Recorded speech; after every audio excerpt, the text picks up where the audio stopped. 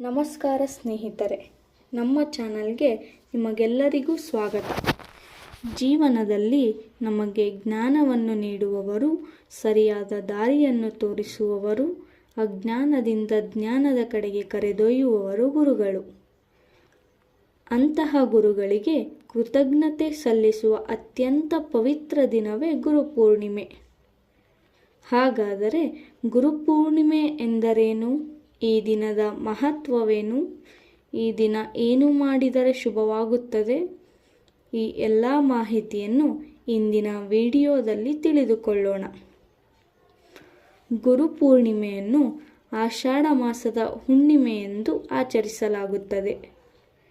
ಇದನ್ನು ವ್ಯಾಸ ಪೂರ್ಣಿಮೆ ಎಂದೂ ಕರೆಯಲಾಗುತ್ತದೆ.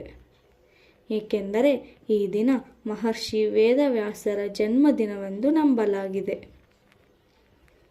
ವೇದಗಳನ್ನು 4 ಭಾಗಗಳಾಗಿ ವಿಂಗಡಿಸಿದವರು, ಮಹಾಭಾರತವನ್ನು ರಚಿಸಿದವರು ಹಾಗೂ ಅನೇಕ ಪುರಾಣಗಳನ್ನು ಲೋಕಕ್ಕೆ ನೀಡಿದ ಮಹಾನ್ ಋಷಿ ವೇದವ್ಯಾಸರಿಗೆ ಈ ದಿನ ವಿಶೇಷ ಪೂಜೆ ಸಲ್ಲಿಸಲಾಗುತ್ತದೆ.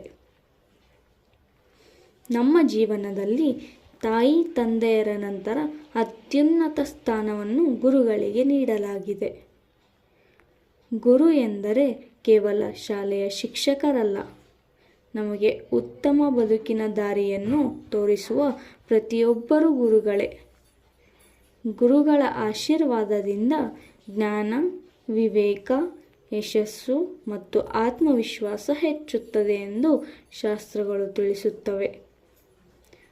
ಆದ್ದರಿಂದ ಗುರುಪೂರ್ಣಿಮೆಯಂದು ಗುರುಗಳಿಗೆ ಗೌರವ ಸಲ್ಲಿಸುವುದು ಅತ್ಯಂತ ಪುಣ್ಯದ ಕಾರ್ಯವಾಗಿದೆ.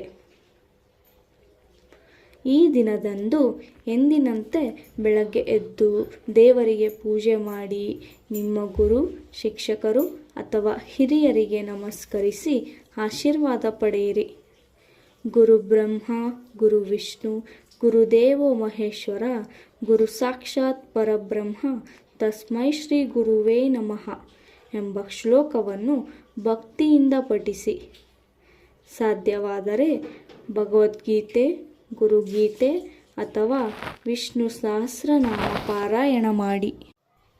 ಅನ್ನದಾನ, ದಾನ ಧರ್ಮ ಅಥವಾ ಬಡವರಿಗೆ ಸಹಾಯ ಮಾಡುವುದು ಅತ್ಯಂತ ಶುಭಕರ.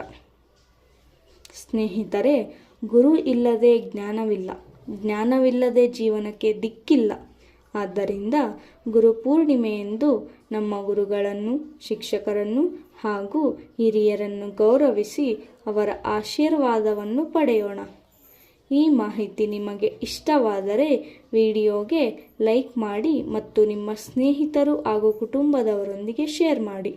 ಇಂತಹ ಇನ್ನಷ್ಟು ಕನ್ನಡ ಭಕ್ತಿ ವಿಡಿಯೋಗಳನ್ನು ನೋಡಲು ನಮ್ಮ ಚಾನಲನ್ನು ಸಬ್ಸ್ಕ್ರೈಬ್ ಮಾಡಿ ಮತ್ತು ಬೆಲ್ ಐಕಾನ್ ಒತ್ತುವುದನ್ನು ಮರೆಯಬೇಡಿ. ಧನ್ಯವಾದಗಳು.